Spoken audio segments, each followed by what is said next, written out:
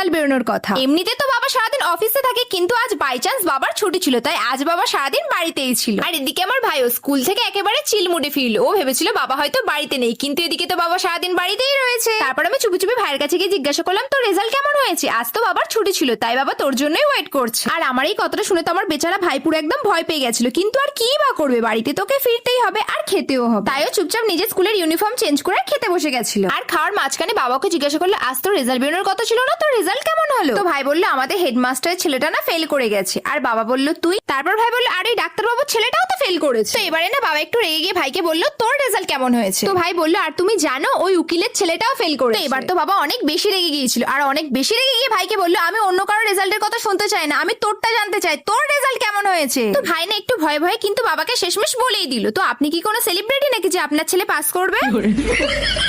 তারপর আবার কি, বাবা চপ্পল হাতে